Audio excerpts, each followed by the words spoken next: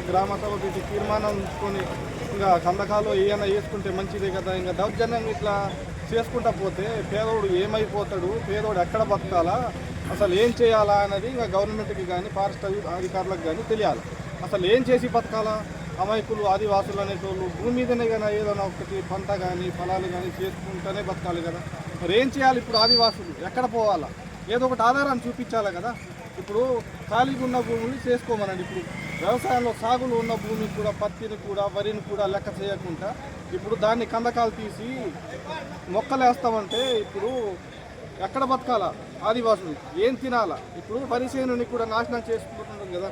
ఇప్పుడు వరి అనేది అందరం తినాలే కదా, తినే కదా బతికేది మనం. ఇంకా ఎక్కడ తినాలా, ఏం బతకాలా, అది ఎవరు చూపించాలా దారులు. అంటే ఇంకా మీ భూములకు బదులు వేరే చోట డబల్ ఇస్తా ఉంటున్నారు కదా అటవీ శాఖ అధికారులు. భూములు డబల్ వద్దండి, త్రిబుల్ వద్దు మాకు. మా భూమిని మాకు ఇవ్వమనండి, చాలు సంతోషం. అదే కానీ ఆ డబల్ త్రిబుల్ ఇచ్చేది అక్కడ చేసుకోమనండి. ఇక్కడ సాగులో ఉన్న భూమిని ఎందుకు, ఇంకా పంట ఉన్నది కదా, పంటను చూశారు కదా, ఆ పంటను చూశాను ఆపాలి కదా. ఇప్పుడు ఏ అధికారుల దగ్గర పోయినా మాకు సమస్య అనేది పరిష్కారం కావట్లేదు. ఎందుకు, ఇంకా ఏదో ఒక సమస్యని పరిష్కారం చేస్తే రోడ్డు ఎక్కాల్సిన అవసరం ఏంటి మాకు? ఎక్కడో ఒక్కడ ఏదో ఒకటి పని చేసుకుంటూ ఉంటాం కదా. ఇది ఎందుకు, ఈ దౌర్జన్యం ఎందుకు, ఇది ఆపాలని మా కోరిక. ఎట్లా ఎవరైనా వచ్చి ఆపగలుగుతారా?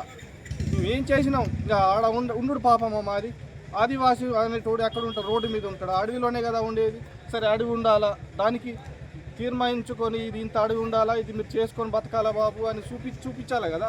ఇప్పుడు పంట పొలాన్ని కూడా ఇంకా లాక్కొని అడవే ఉండాలా, మనుషులు ఉండొద్దా ఈడ, మనుషులు బతకొద్దా ఈడ? కానీ 40 సంవత్సరాలు అవుతుంది అప్పటి నుండి మేము బతుకుతాను, కానీ ఏది ఆధారం లేదు.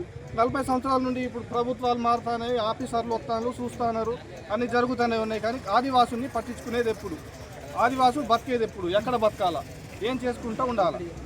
ఇదేంటి మా కోరిక. మా కోరిక తీర్చేంత వరకు ఇలా ధర్నాలు జరుగుతూనే ఉంటాయి. ఇలా కూర్చుంటాం ఇలా రోడ్ల మీద. ఎవరో ఒకరు వచ్చి పరిష్కారం చేస్తే కానీ ఈ పరిష్కారం అనేది ఆగదు. ఇవాళ ఆపినా రేపు కూడా వచ్చి కూర్చునే అవసరాలు కూడా ఉంటాయి. మరి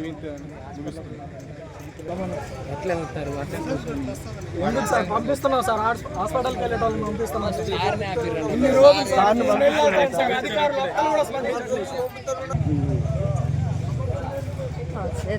दूसरा